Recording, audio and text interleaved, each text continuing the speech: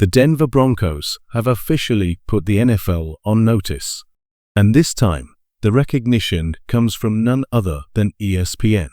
According to their latest offseason rankings, the Broncos earned a highly respectable A grade, making them one of only 4 teams across the entire league to receive an A rating for their offseason efforts. That's not just praise, that's a statement. ESPN senior writer Seth Walder evaluated every team's offseason, grading their performance based on the draft, free agency moves, and OTA progress. And among all 32 franchises, Denver stood tall. Only the Los Angeles Rams, San Francisco 49ers, Arizona Cardinals, and Denver Broncos made the elite cut. While most of the league found themselves floating somewhere between a B and B+, Denver broke through the pack. Even the defending Super Bowl champion Chiefs landed a B. That speaks volumes about the potential shift in power coming to the AFC West. Let's be clear, this is a franchise that has gone from being one of the weakest rosters in football to one of the most promising in just a few seasons. And now, the rest of the league is paying attention. So what move caught ESPN's eye the most? Their favorite, re-signing DJ Jones. It may not have grabbed headlines like a blockbuster trade or a top draft pick, but it was smart, essential, and strategic. DJ Jones is the anchor of this defensive line, the immovable force at nose tackle. He doesn't put up flashy stats, but his impact is undeniable. He does the dirty work that allows everyone else to shine. Jones ranked second in the NFL in run-stop-win rates among interior defenders last season, a dominant presence against the run. He also ranked 6th in run-stop-push distance, making life miserable for opposing offensive lines and forcing teams to attack a secondary that includes none other than Defensive Player of the Year, Pat Surtain too. And let's not forget, the Broncos didn't stop there. They added Dre Greenlaw, Talanoa Hufanga, and used their first-round pick on Jayden Barron. That's a defensive masterclass in building. ESPN's Walder summed it up perfectly. The Broncos ended last season as the best defense in the league by EPA per play, and decided to get even better. This defense isn't just good. It's built to dominate. From being a forgotten franchise to now standing among the league's elite, Denver has flipped the script. The A grade is well earned. And if this momentum continues, the Broncos could be one of the most dangerous teams heading into the season. When you look at the Broncos' front 7, it's hard not to call it one of the best in the NFL. Maybe only the Eagles have a claim to that throne, but even then, it's a debate. Jonathan Cooper, Zach Allen, DJ Jones, John Franklin Myers, Nick Bonito. These guys aren't just solid.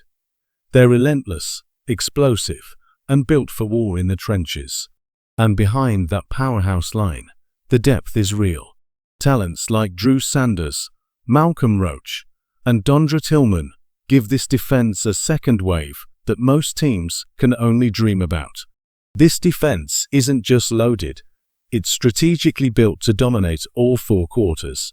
And you can bet defensive coordinator Vance Joseph is counting the seconds until he can unleash this group at training camp. Which brings us to this. As the offseason comes to a close and training camp kicks off in less than a week, it's time to give your final grade for the Broncos' 2025 offseason. A, B, C, worse. For everything they've done, especially on defense, an A still feels just right. Now, let's talk about what ESPN didn't love. While the defensive moves were praised, there was some concern about the wide receiver position. Beyond Courtland Sutton and newly added Evan Engram, Denver is hoping that young players like Marvin Mims or Troy Franklin will step up and deliver.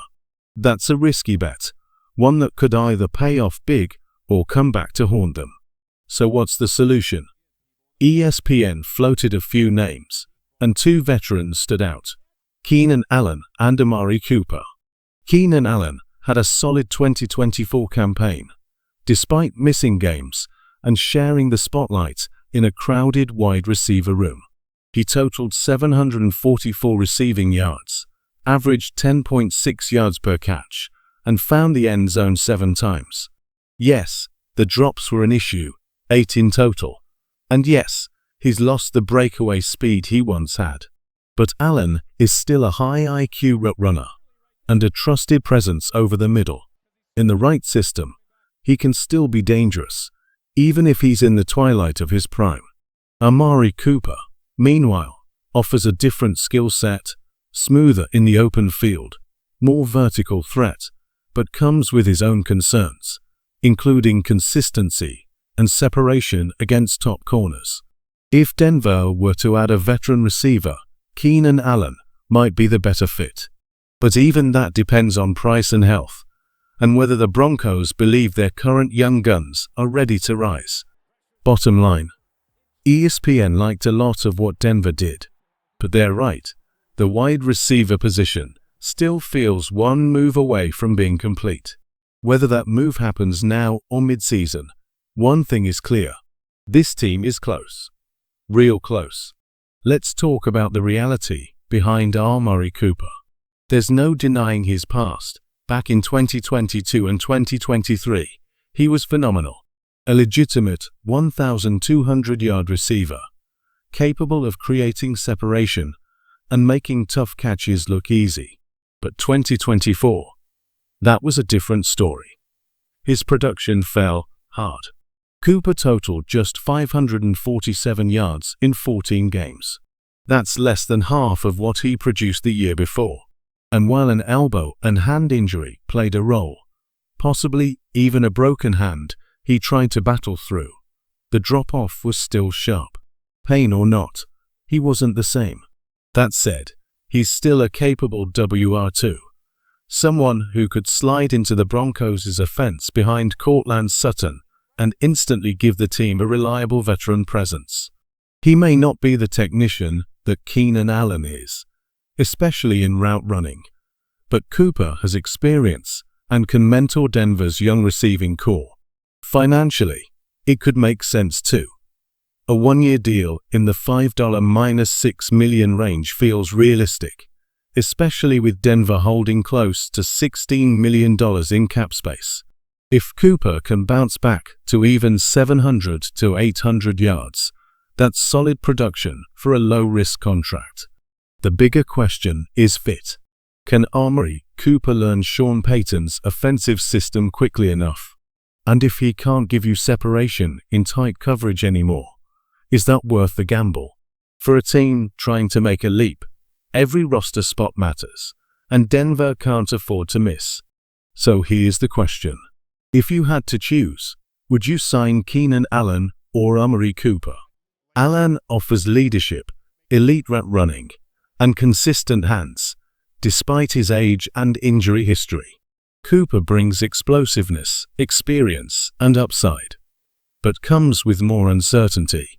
For this Broncos team, on the verge of something special, it might come down to one final piece. That final veteran presence to steady the offense and push them over the edge.